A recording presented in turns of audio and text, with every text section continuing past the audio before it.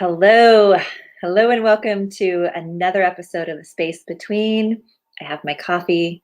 My name is Michelle, and let's dive in. Today's topic is let's just chat about abundance, right? I love this topic because I remember when I first heard abundance, my brain automatically went to money. And although talking about abundance and feeling into the energy of abundance can bring a monetary gain, there is so much more that's available to us through abundance that we oftentimes overlook. And so that is the space between the abundance conversation that I'd love to have today. So if you're with me, thank you for joining in. Always feel free to comment below as we live stream here. But if you're also listening to the podcast and any other platform, I just wanted to welcome you and encourage you to reach out if you ever have any questions or you have any areas of topics that you'd like to hear more about. I'm open to that and would love to hear from you. So as I'm looking, I pulled some cards before we started, and I was looking at the beauty and the simplicity of how these cards have shown up. And the first card that showed up is growth. I want to expand my consciousness and my awareness, and that's where it all begins for us. And so if you're tuning into these episodes, you perhaps are on a growth journey of yourself, either a personal growth journey or a spiritual growth journey, or a little bit of both. And you're interested in the metaphysics as well as the science behind how our brain works. And that is where my passions lie and where I love bringing to you not only my insights and awareness from living this work for the last 5 years, but the possibility and potential that's available to all of us as we dive in and explore even more. And in these last few years, I have been diving into numerology and quantum numerology, into universal law, and the power of love. And that can be so simple when we hear it, right? And this isn't like kumbaya love. We all join together and hug trees. And if you hug trees, great. It's a wonderful experience. I recommend you try it sometime. However, the state of love, right? I always like to have this conversation because if we're not in the state of love, then oftentimes deep down, as we drill down to what's really going on, we're operating out of a state of fear. And fear can show up as doubt and worry and anxiety and stress. It can show up as literal fear. It can show up as addiction. It can show up as all the things in life that prevent us from truly knowing who we are inside. All the reasons we think we're doing something wrong, all the feelings of wrong, all the guilt, all the shame. And we get into these cycles of the mind, these repetitive automations of the things we think about most.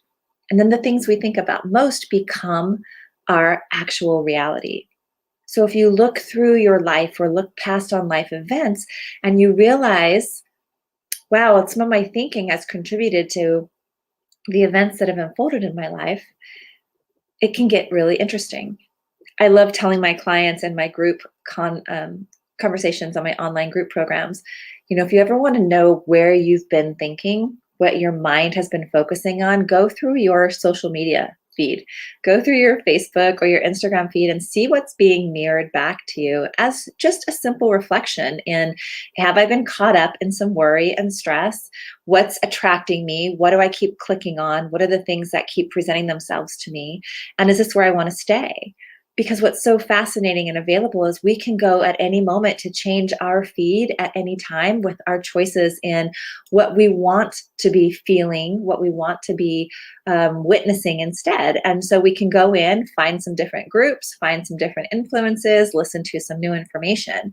But yet that's not how our brain works, right? We just continue to go off the same scrolling and wonder why we're in a bad mood or stressed out. So it's just an interesting little exercise to do from time to time without judgment, just observation in what's happening in our space, right?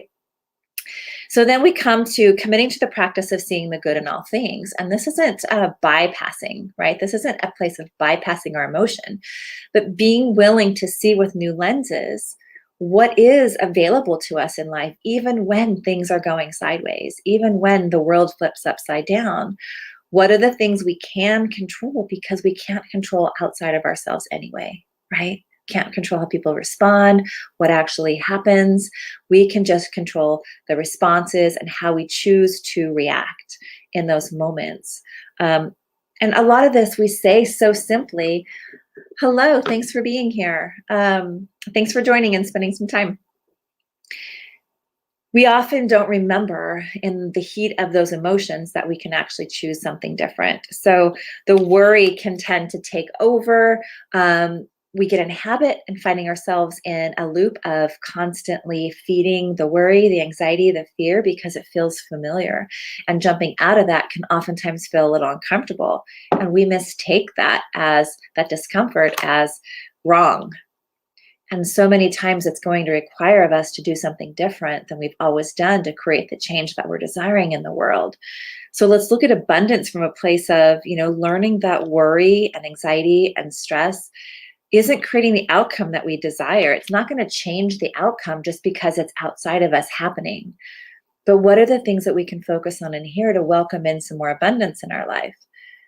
And usually that comes back to where are the places we can start to care for ourselves a little bit deeper, and give ourselves those things that we may be missing so we can feel the difference in our own body when we're honoring ourselves. So that brings me back to love, right? Those areas of self-love for ourselves. And although if you're a woman watching this, maybe a man too, the pedicures, the manicures, the haircuts are all beautiful ways we can express love for ourselves, taking care of ourselves, going to the gym. There are mental and emotional aspects as well as those physical aspects that we can all build upon. And that is where we begin to recognize the abundance in our lives, and we can feel the difference in our body when we are everything besides stress and anxiety and worry, when we're back in that space of love and gratitude and appreciation. And it's really a decision in that point to continue on in the cycle or to interrupt that cycle, lean into that discomfort a little bit more, and find an emotion that we'd rather feel. Feeling what we're feeling, honoring what we're feeling, until we get to the point where we're kind of done feeling that. And then where do we go next? And where we go next is going to depend on how you want to feel next. Do you want to bring more joy, more compassion, more fun, more bliss, more excitement into your life? Then what's the one thing that you can do today in your control that can bring that to you? And then beyond just thinking about it, what can you step into and take an action step on to actually feel what it felt like to take action on that thought? And then feel into the resonance of that emotion. And then we get to understand slowly, building upon time, this is a choice point for me. I can choose to be in the spiral, or I can choose to open myself up to more possibility and potential, even when things are upside down. And that's where it can oftentimes get tricky. We can be in denial, acknowledging the fear, but replacing it. I can acknowledge that with my fear. I can replace it with an insight of awareness. But when we're in the middle of that fear or other emotion, anger, or anything else, we have to make sure we're diffused from that first. We can't just go from anger into happiness, right? It doesn't work that way. But what are some healthy ways we can work through that emotion to help our body process that energy? Because that energy doesn't get released. The emotional energy that we shove down or ignore or save or just step aside comes back stronger the next time. So what are the ways we can get back to gratitude that much faster? We can be in that feeling space of love. And what does it even feel like in our body to be like that? Because I'll bet that you know exactly where you feel your anxiety or overwhelm or stress. A lot of people feel it in their chest, sometimes over in their shoulder. And we can identify and feel in our body, we can actually go in and stay with that feeling for a minute or two. Maybe even check in and ask it, what does it want us to know? And that's definitely something I never used to do. I used to just force my way through the next thing and just ignore anything that was happening because I was strong enough or fast enough or creative enough or multitasking enough. But when I truly slowed down and began to listen into my body, there was so much more abundance in listening to that wisdom and more abundance that would follow from continuing that pattern than ever was forcing through the fear. And so in this conversation of abundance today, where is it that we can ask love, what would love say in this instance? Where can I look for the gratitude? Where can I change my thought process and actually find the good in the situation, the love?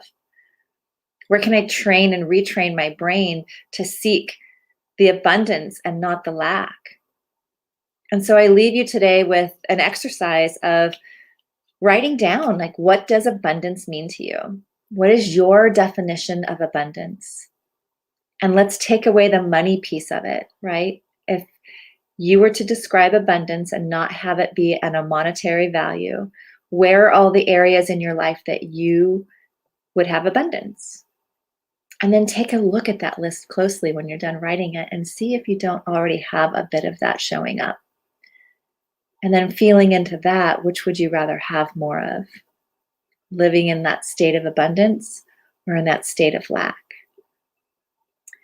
And we'll dive into this more in future conversations, but I just wanted to thank you again for being here. And as always, feel free to comment how this resonated with you below. Thank you for tuning in.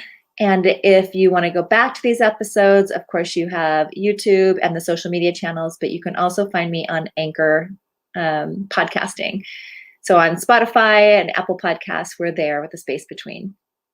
Look me up, follow me. I would love to have you every week. And I'll be back next week with a new episode. Until then, let me know how this exercise helped you. And I cannot wait to talk again. Have a great week.